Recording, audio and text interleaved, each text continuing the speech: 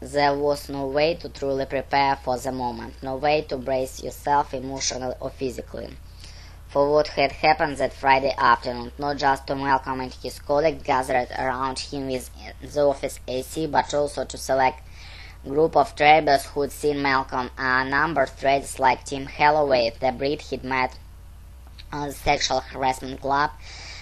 There were others, two traders who'd made the correct guess, or the few who had figured out on their own at least part of the numbers.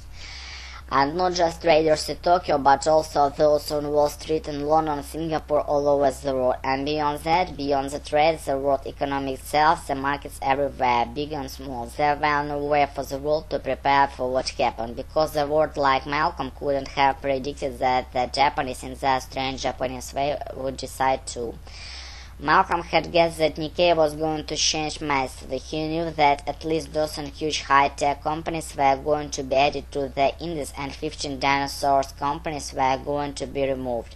He knew that that would be a massive rush of buying on one side and selling on the other. He knew it was going to happen fast, and he had gathered information that the publishers of the Nikkei journalists, unaware of how the trading flow worked, were going to make the change all at once. What he didn't know was that journalists were going to announce the upcoming change to the world 5 days before the event actually happened.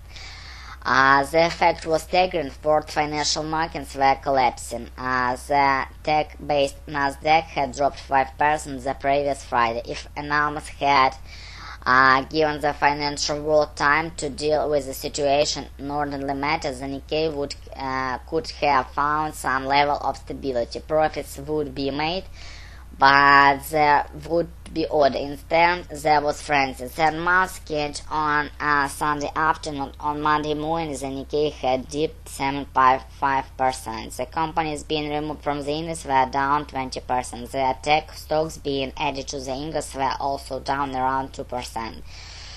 Because of the pressure from the Friday collapse of the U.S. tech market and the uncertainty of what was going on with the Nikkei, Malcolm began fine, eventually putting $400 million into tech stocks while shorting $400 million Nikkei futures at the same time. On Tuesday, he put another $200 million in stocks, shorting the name of the Nikkei futures. On Wednesday, another $200 million. On Friday, he put final $200 million, making him total over the $1 million in tech stocks, with $1 billion Nikkei futures. To put this position, Malcolm had leveraged the fund to its max. It was hard to believe here. He was smart from Jersey, playing with unimaginable sums of money. Of course, he'd been through them before on the handstand, but this was $100 million bill. Back then, he didn't think that he could get any big. Malcolm checked the trading clock up seriously. At the close of trading approach, he began to feel as he would leap out of his skin. The screen flashed its numbers, and Malcolm watched, and 3 minutes before close, he pounced. His chair bent him.